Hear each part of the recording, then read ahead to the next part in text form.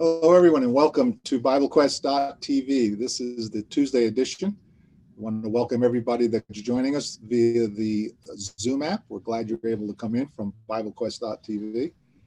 We want to hear from you while we go through the topic this afternoon. And if you're coming in through the YouTube channel, you can just go ahead and comment on the chat box. I guess there's a chat box there, right? And I'll ask Jonathan about that in a minute. Well, let's go ahead and bring everybody into the mix here. Scott, good to have you here, coming in from Gettysburg. Hey, Drew, how you doing today? Doing very good. Scott is our program director. Stephen, you're no longer in Gettysburg. I know it's been a while now. You're over in Harrisburg, right, Stephen? That's correct. Good. Glad to have you here today. And Jonathan, our webcast engineer, as well as panelist today. Jonathan, you're in Gettysburg, aren't you? You work I'm in Gettysburg. Yep. Working with Scott. That's right. And I'm your host, Drew DeGrotto. I'm up here in snowing like crazy, Honesdale, Pennsylvania. I don't know if it's snowing down there by you yet, guys, but it's heavy. Glad to have all of you here. And if you're coming in, as I said, on any of the channels, please, we want to hear from you. Today's topic is going to be, I don't have a word for it, but it's going to be, for me, it's emotional, and it's not a happy topic, but we have some good news. The scriptures will give us the basis for some good news. Where do I start with it? Actually, it's about what was going on last Friday. I think it was Friday in New York State, where they had just passed a new expanding upon the abortion law, making it now legal to abort babies just about any time after 24 weeks, all the way up to the point of pregnancy. There's some wording in the law that could go either way on what people want to interpret it, but it's not a good thing if you value human life, if you treat the baby in the womb as human. And so it's a sad day for that. And what made it even more sad, which we'll talk about also, is the fact that there were a lot of people applauding this decision by the New York State Council, congressional people. In fact, Governor Cuomo ordered that the lights, I think it was on the Freedom Tower, right? World Trade Center, they turn them pink in celebration. And I think he ordered another location too, is celebrating the good news and the happiness about this new law. And it just bothers me to no extent. So we're going to talk a little bit about that, and also talk about it from the Christian perspective. And what can we do about it? And is there something we can do about it? Or do we just sit back quietly? But Scott, you want to go ahead? Yeah, before we go ahead and get into some of that, and we're going to get into some scriptures, and we're going to talk about how to talk with people about this. But I want to take note, you mentioned the celebration, and it was under the guise of, women's rights. Let's point out, what do you suppose 50% of the aborted babies are? Women. Yeah. But we've got, ever since 73 in Roe v. Wade, the Supreme Court said that the Constitution guarantees this right, which of course it does not. We're not going to get into all the politics of that, and the different wranglings and extensions that they've done in their minds. But the thing is, years ago, people would have said, well, abortion's not good, but it should be legal. We would like less. We now have a lot of people that are glorying in shame. So I heard a speaker within the last week about who had spoken somewhere on the West Coast, and she was talking about abortion in a very favorable way. She was in maybe Portland, Oregon, and she was saying, Portland, my best abortion was here. It was great. And she said, Did you hear what I said? My best abortion, not just one, but my best one was here. And you have other activists that are trying to get people to celebrate and announce their abortions. There's a battle going on. There's a cultural battle. There's a spiritual battle going on. And a lot of it is covered up with women's rights and for the health of the mother. But of course, health is being defined now But the courts have said it's not just her physical health we're talking about, which we're not dealing with here, but even, her emotional, age, economic health. So some people hear about abortion and get to think, oh, well, if the mother needs it to save her life or save her health, babies are being killed right and left, not because a mother is worried about her own physical health routinely, but that it would stress me or cost me money. And so that gets filed away as emotional or financial health. And our culture is now just celebrating it. It's just disgusting. Let's begin with a biblical premise. So because of course that's where we need to begin. From a biblical premise, what would the Bible say about what's going on right now in our culture? Well, I think about Isaiah 5, where it says, woe to those who call evil good and good evil. As far as just morality goes. In Isaiah chapter 5, let me find the verse, I think it's around verse 20. Yes. And there's all sorts of ways that this is going on, but in particular right now, in this particular realm, again, the celebration of life being ended is just upside down completely. Yes. And Isaiah 5, verse 20, it says, woe to those who call evil good and good evil, who put darkness for light and light for darkness, who put bitter for sweet and sweet for bitter. I wasn't thinking about that passage, but I'm really glad you brought that up, because that is exactly where we are today. So here's two people, and think about how these would be portrayed in the media and culture, college campuses, TV, etc. Here's a person that's against abortion. They think you shouldn't kill a baby in the womb. Here's a person that killed a baby in the womb, that provides for killing in the baby womb, makes sure people can kill the baby in the womb. In our culture, as portrayed in the media and TV and in the colleges, who's the good guy, who's the bad guy? The one who's for killing is the good guy. Yeah. Here's a man that puts on high heels and a pink dress and walks around yelling at people if they don't call him ma'am instead of sir, or her instead of he. Here's someone that says, I'm not going to call you her. Who's the bad guy? Who's the good guy? It is really, really upside down. If you stand for what's right or wrong, you're hateful, you're a bigot. The person yelling and screaming and cussing, demanding to be called to her when he's a he. No, that's not hateful. The hate is over here. And then evil is just being celebrated. We're past, they started off talking about tolerance, and now evil is being celebrated right and left. What are some other biblical passages that come to play in this? I don't know if this relates to what you're looking at, but I recall in Jeremiah chapter 1, verse 4, it says, now the word of the Lord came to me saying, before I formed you in the womb, I knew you. And before you were born, I consecrated you. I appointed you a prophet to the nations. To me, I look at that one recognizing that life is in the womb, a human life. In fact, so much so that God knows who he is, that he's a person. And so someone argues with me that the fetus is not a person. Well, I think there's even science that has now gone further in saying that, yeah, that's a human life. Maybe back in Roe versus Wade, I don't know if they even had that scientific approach, but I think today they do. But I don't need the scientific approach because God says he's a person. And I want to look at Exodus 21 in just a minute, but first let's notice something about, is it a baby or not? Is it alive or not? So in the health field, the professionals there have been trained, or at least in the past have been trained, I suppose still. When you let a woman know she's pregnant, you don't call it a baby until after you find out whether or not she wants it. So there's some double speak going on. In other words, it's like, oh, she's pregnant. Oh, let's confirm she's pregnant. So you go in and you say, well, the fetus is X number of months old. And you say, oh, we're so excited. We're getting the nursery ready. From then on, you'll hear them talking about the baby. I've never heard that.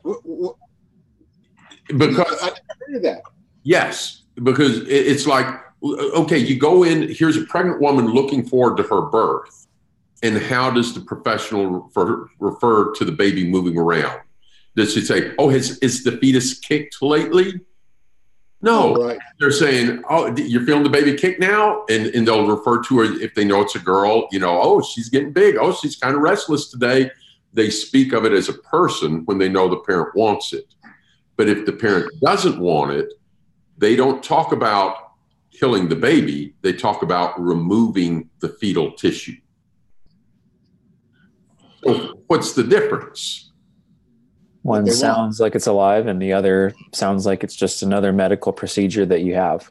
Yeah. There's not a second life involved. Yeah. And if you recall, most of us have, three of us are fathers, have watched our children be born. When that baby comes out, what's the difference between that baby in your hands and a couple of minutes before when it was in the womb? Air. It's the same baby. Yeah. It changed. There was a change of address, it was a human being. Yeah. So let's look at Exodus chapter 21. Exodus chapter 21. There's a passage here in verse 22. I'm reading from the American Standard. I'd like somebody read it from the ESV for us. And we're going to talk a little bit about translations here because the original New American Standard had a horrible translation here. The text says, if men strive together and hurt a woman with child. What verse are you in, Scott? Sorry. This is Exodus chapter 21, verse 22. Exodus 21, verse 22. I'm going to read the American Standard, which follows the King James in this particular. It's not the best translation here, but it's close enough, and we'll talk about the differences in a minute. If men strive together and hurt a woman with child so that her fruit depart, and yet no harm follow, he shall surely be fined according as the woman's husband shall lay upon him. He shall pay as the judges determine. But if any harm follow, then he shall give life for life, eye for eye, tooth for tooth, hand for hand, foot for foot, burning for burning, wound for wound, stripe for stripe. Now, what does the ESV say? Read verse 22 in the ESV. The ESV has, when men strive together and hit a pregnant woman so that her children come out, but there is no harm, the one who hit her shall surely be fined, but as the woman's husband shall impose on him, and he shall pay as the judges determine. But if there is no harm, then you shall pay life for life, eye for eye, tooth for tooth, hand for hand, foot for foot. Okay, so if her children come out. The NIV has, if she gives birth prematurely. The original New American Standard, which they changed it later, fortunately, the original New American Standard read like this. If men strive together and hurt a woman with child so that she has a miscarriage and yet no other harm follow, he shall surely be fined. And that was a terrible translation because here's what it is in the Hebrew. The word fruit here, and of course, you can go on Blue Letter Bible or whatever, just click on that word and look up, and all over the Old Testament, it's a word for child. A child, a boy, a girl, children. That's the word. It may be in the plural here. It's plural. As Stephen had in the ESV. And then the next word, depart. It means go out.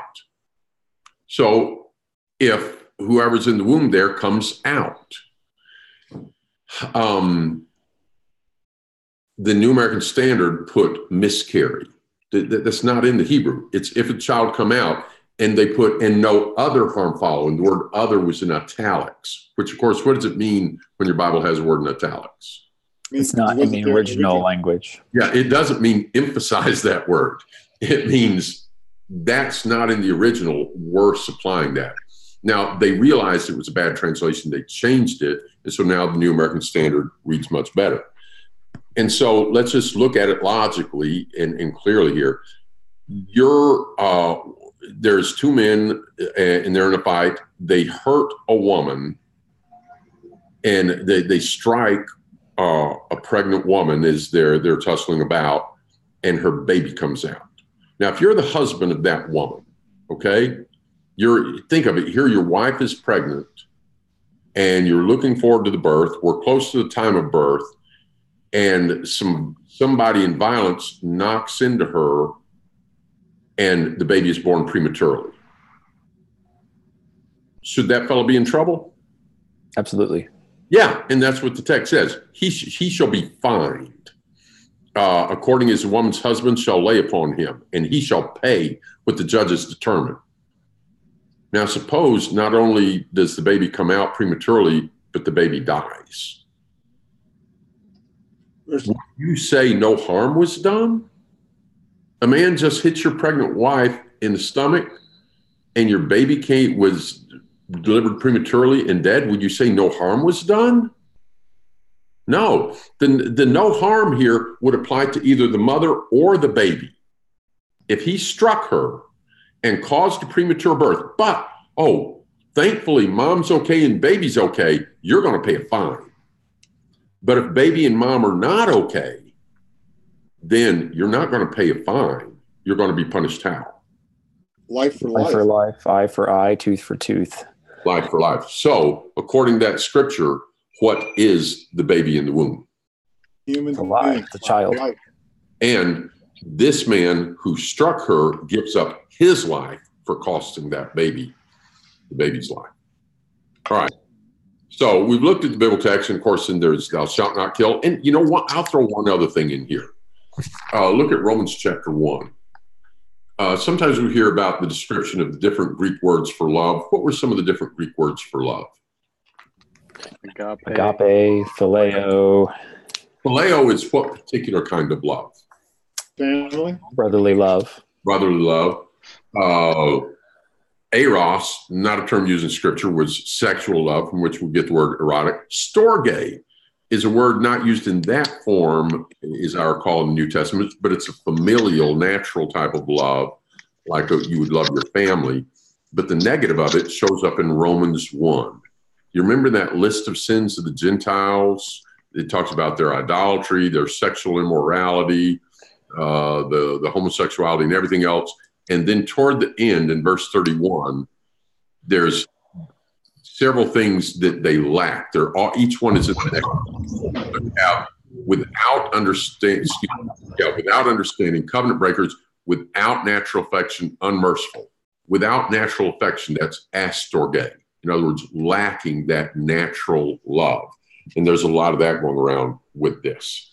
So I want to show a video. Drew was asking earlier this morning, what can we do? And I want to show something that is pretty effective and share it with you. But first, I want to see if anybody else has any other comments before we go to the video. Other thoughts and comments or scriptures? No, just that human life is valued by God. I think about Genesis 1.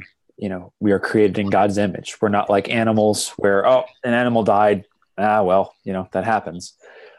This is human life. Every human life is precious in God's sight because we bear God's image. It's not okay to take human life, period. And even in the womb, God considers human life. Yeah. So we live in a culture where the message from the education system and the professors at college, where the message from our celebrity mentors, and why do celebrities get to be the mentors of society? The message. Go ahead, Stephen. I want to clarify my statement. I said it's not okay to take human life, period. I want to correct that too. It's not okay to take innocent human life, period. Carry on. Yeah, because in the Ten Commandments, where it said, thou shalt not kill, the Mosaic Law also said, for instance, in this case, the man kills the baby, his life for life. Right. All right. So I was somewhere and I forgot where I was. So whoever else has got a comment, go ahead. All right, let's go ahead and go to this. Let me find it here. And I want to share my screen. And here we go. So we're not, and I want to warn you in advance, This is about a video that is rather graphic. We're not going to show the graphic video here. There'll be a couple of little clips from it. It's not photographs, it's drawings. But what's important about this is that they're showing people a doctor explaining what actually goes on. And what I find amazing here is people who just, they've heard, their professor said this, their friend said that, they bought into all the political correct, pro-choice, a woman should have the right to choose, but they don't know what happens. When they see what happens here in a later term abortion, as a doctor and by the way, the doctor talking about it did thousands of abortions before he stopped doing it. And him just talking very simply and showing the tools that they use and what they do, watch what happens here. Would you consider yourself pro-life, pro-choice, or neither? Pro-choice. Would you restrict it at any point? No. No. So all the way up until... All the way up.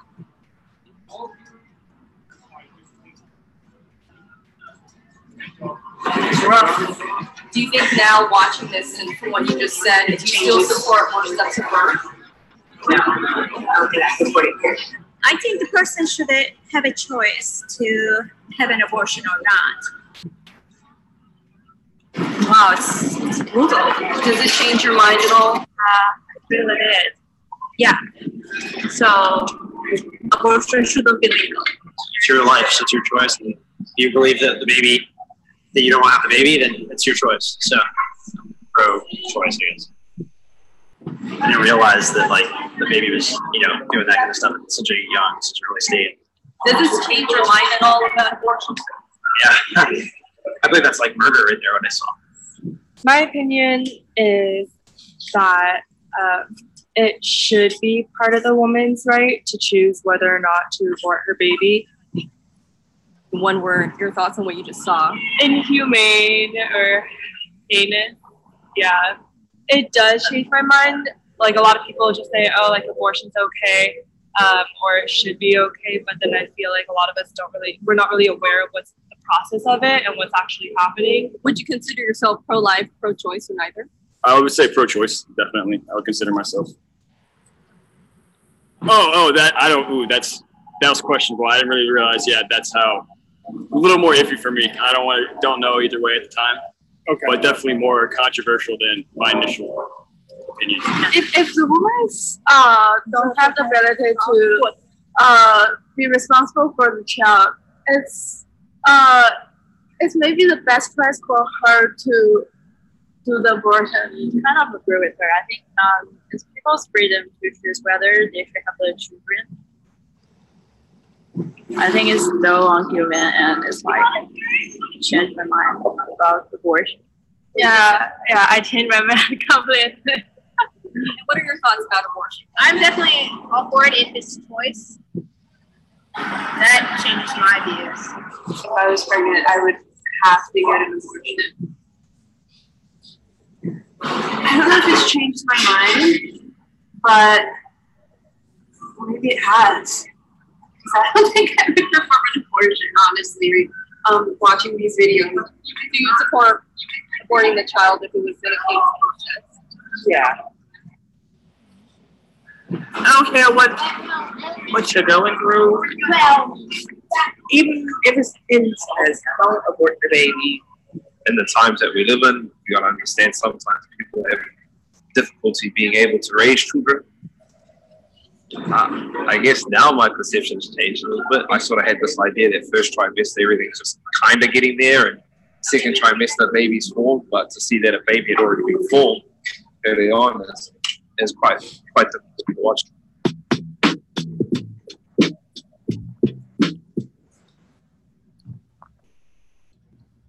That was powerful.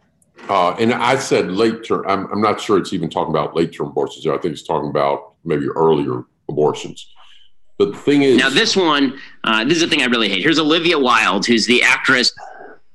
Let me cut whatever that is off. Another video is coming up. One of you guys go ahead and comment on that. Yeah, I've seen those videos. I noticed that one of the fellows was saying that Yeah, he believed that he felt abortion was okay because, Okay, are we back here? If she doesn't want Did everybody to see have the a video? child, I'm sorry. No, you're not sharing your screen. Okay, I can't hear Jonathan or I can't hear anybody. Can y'all hear me? Yes, we can hear you, but apparently you can't hear us. Can anybody hear me? Yes, we hear you. Yes, we hear you. Y'all can hear me? Yes. Okay, I just can't hear you. Oh, I see. Sorry, when another video started playing after that, when I hit mute and then stopped the play and forgot that I muted all of you. I apologize about that. That's all right. Go ahead, Scott. So all of those people, it was amazing how the facts changed their minds that quickly. And this goes back to the thing when the medical professionals, whether you're going to call it a fetus or a baby, terminology is used, the information, they don't want people really to realize exactly what's going on. And when people see what's going on, that has an effect. I think we need to remember that. After the Holocaust, in which a lot of Jews were killed because German neighbors would have said, "Oh, I think there's some people hiding over there." And they got arrested and put on a train, and people thought, "Oh, good."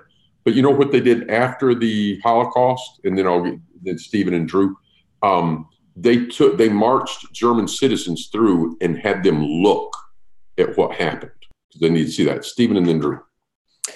Jeff has a comment here. He sent in via the chat, and he says, we hear the progressives or anti-Bible types talk about science and characterizing believers as not having understanding of science.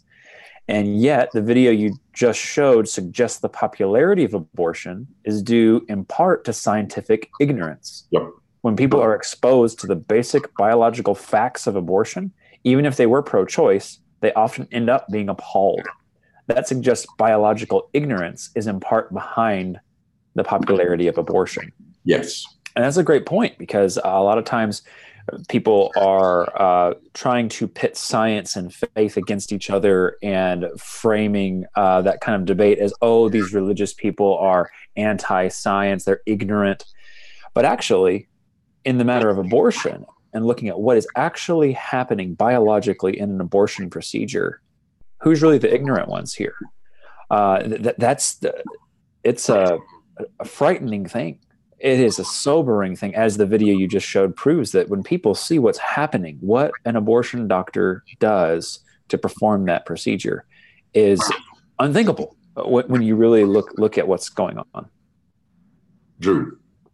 Well, I was just going to read Jeff's comment. Stephen read it, and I appreciate Jeff saying that. And it shows us that they don't want people like Planned Parenthood. They don't want these facts visible to the general public.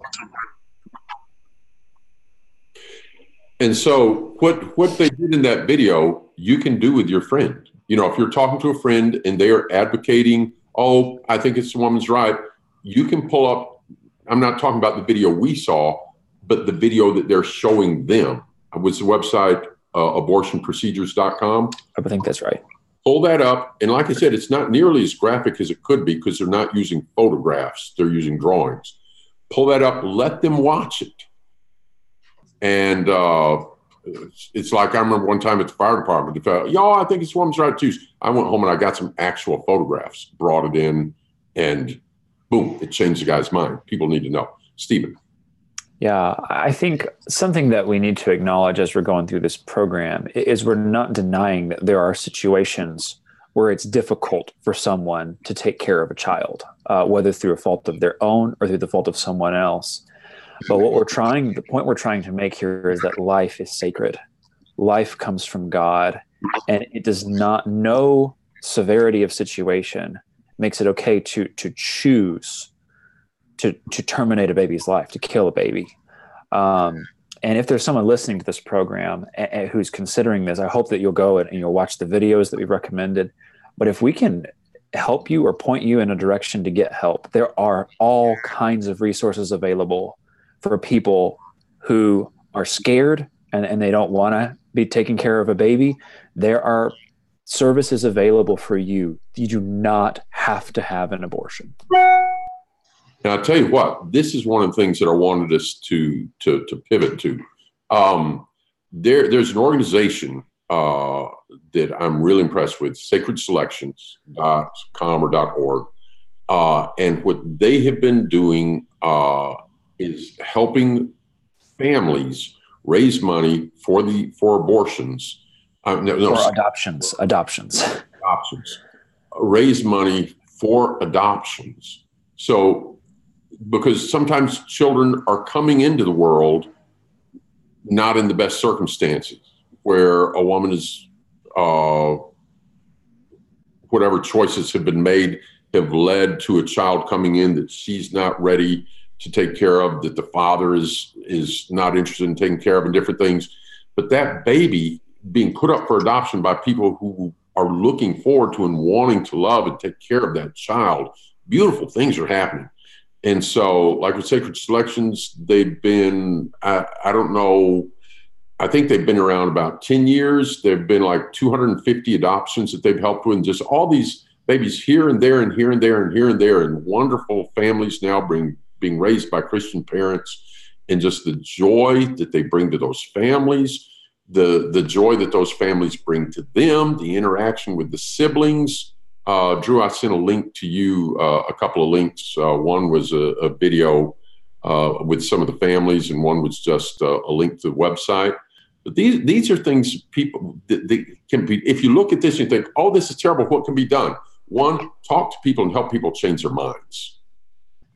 Two, don't be afraid to stand up for what's right. There's plenty of people standing up for what's wrong. Stand up for what's right.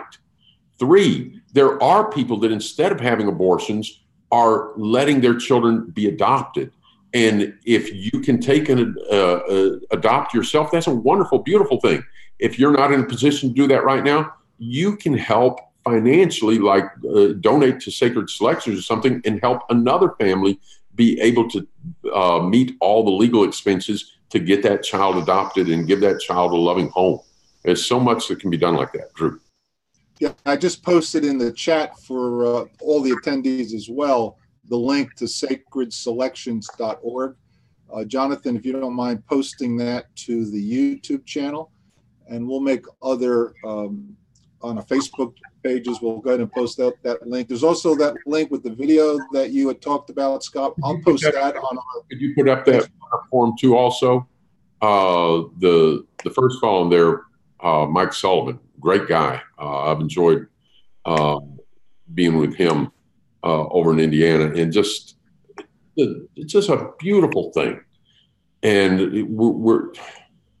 it's just like in Proverbs, it says the tongue can have the power of life or of death. The same tongue that is used to gossip or blaspheme or tell something vulgar or hateful, the same tongue can be used to spread the gospel or give a word of encouragement. And here's a pregnancy. It can result in damage to the mother, both health damage, both potential ability to have children later sometimes, and then much regret later sometimes, and then the death of the child, and it can go such a different way. Scott, what's the URL for? Do you have that handy? The URL for that video that those young adults were looking at that changed their mind. Do you know that one? No, I don't. But if you Google, just people changing their mind about abortion, you can probably find it. I'm sorry, I don't have the. Y'all go ahead, and I'll try to see if I can find it. I'm working on it, Scott. Well, that's good, because what I'll do is we'll get that link and make it available, because when you suggested that this morning, I said, that's what I want to do. I want to put that on my iPad and have it available. It is abortionprocedures.com. I just typed it in, and I'll put it here in the chat window as well, and we can put the link on YouTube as well, abortionprocedures.com. Great. Thank you. Good. Yeah, these are things that we can do. I mean, what else can we do except make sure we're voting for politicians that have our views, but what can we do on a one-on-one level when we're talking with our neighbors or our friends? And if one of them or they think that abortion is a right that we should not have any qualms about allowing and doing it, well, show them that video. Yeah, I've watched the videos on that site, and it really is mind-boggling, because I've never been for abortion. I've always been pro-life. I believe that abortion is murder. But watching those videos took that to a whole new level. It is mind-boggling what happens. And Drew, you were quoting a statistic earlier. Was it 3,000 abortions that happen daily here in the U.S.? Yes, 3,000 babies are killed every day in the womb.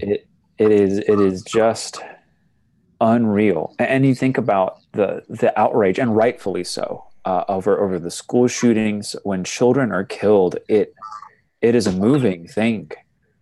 These innocent children who are killed, but to think of it on that scale is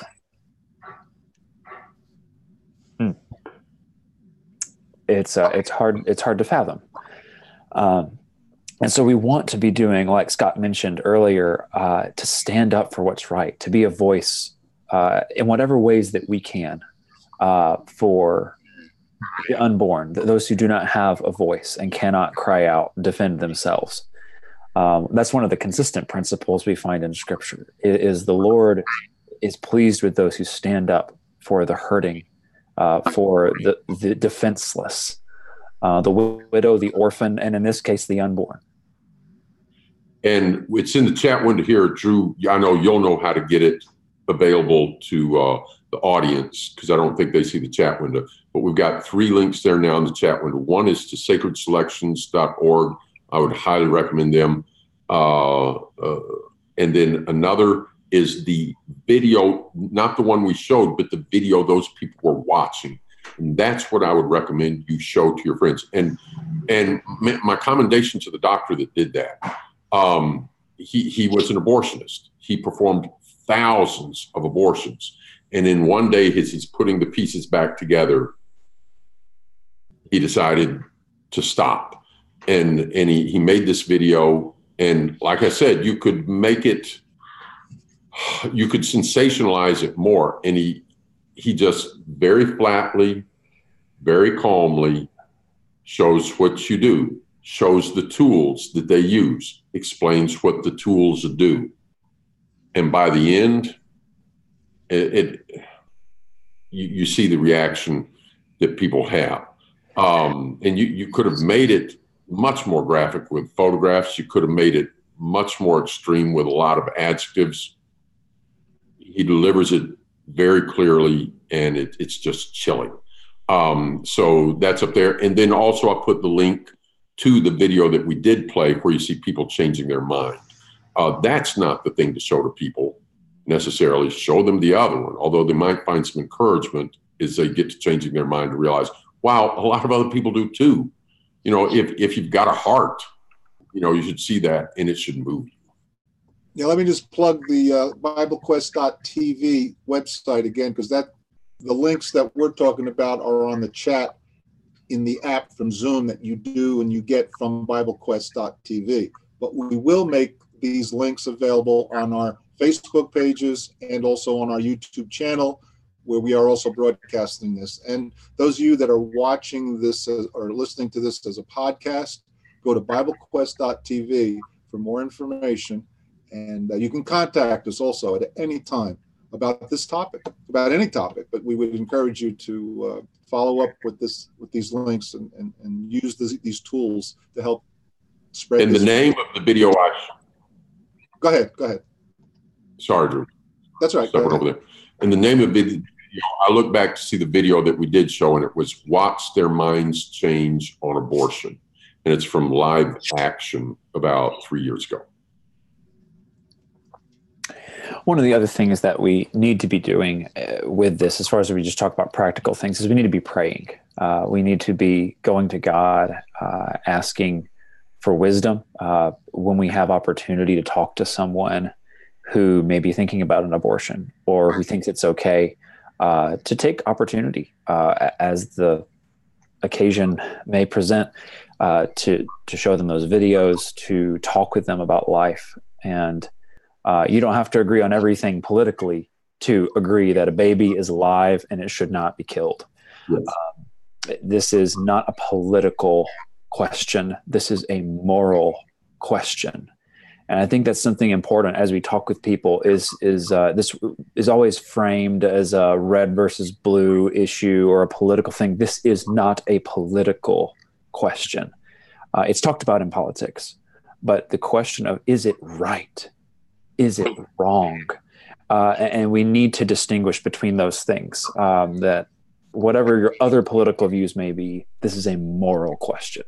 And it is a politically affected question. In other words, who gets in office and who appoints Supreme Court justices. It's huge. And realize this, there are forces at work in this country that have been pushing things. If you had dreamed, if you had told somebody 10 years ago that some of the things going on now would be accepted today, people have had trouble believing that. What do you think is going to be accepted 3 years from now, 5 years from now, 6 years from now, 10 years from now, 12 years from now? And don't think if we destroy this idea of respecting life, that it will necessarily end with up to the point of abortion. Years ago, I remember reading in Francis Schaeffer about a Nobel Prize winner who was saying that we should not declare babies after they're born to be human for 3 days. And there should be some tests. And if they, show sufficient evaluation on their test, then you declare them human, and if not, kill them. And that's the question: is where can you draw the line? Scott, you posed the question earlier about the baby, 5 minutes before it's born, or even 5 seconds before it's born, and 5 seconds, it's the same baby. It's just changed addresses. But then the question becomes, well, if it's okay to kill that baby just before it's born, well, what about just after it's born? Well, what about 3 days? And then where do you draw the line? And once you realize this is a life, this child is alive, it is a human being made in the image of God, there's no more line. As soon as that child is conceived, it's a life. It is a human and should be treated as such. And people may not like it, and they don't. Part of it's not everything. And there are different people that have made wrong choices for different reasons, and some of them have been in difficult situations and such. But for a lot of people, abortion is something they demand to make easier an amoral lifestyle choice. And you'll hear the line, and then to Drew and Stephen, and then we need to round up, but you hear, my body, my choice. Whether you like it or not, there's not just your body. When you're pregnant, it's not just your body. There are 2 bodies. You doing what you want with your body, you know what? That's shouldn't even be your main premise, because what you do with your body affects that other person's body. If you're doing drugs, if you're doing alcohol, you're hurting somebody else's body. There's a different body there that you have a responsibility to, whether you like it or not. Stephen and then Drew. Let me just also say this. I don't know who all might listen to this program, but if you're listening to this program and you've had an abortion, it's also important to remember that there is forgiveness with the Lord. Yes. We see the Apostle Paul, who cast his vote to put Christians to death and had to live with that the rest of his life. And he talks about, moving forward, the forgiveness that was there. God had mercy on Paul. And maybe you acted in ignorance. Maybe you didn't act in ignorance when you had that abortion. But you can be forgiven of that. And you can come back from that. You can't get the child back from that. But you can be forgiven. And I just want to make that clear, that this is a heinous sin and that it doesn't change that. But you can be forgiven. Right. And like Stephen wanted forgiveness for those that were killing him. And we know one man got it, Saul of Tarsus. hopefully others there as well. Drew. No, I didn't. I wasn't interrupting. All right. But I the think time is about out. Scott, you want to close out? You guys want to close out with final comments because our time is up. Thank you, people, for viewing, and let's stand up for what's right.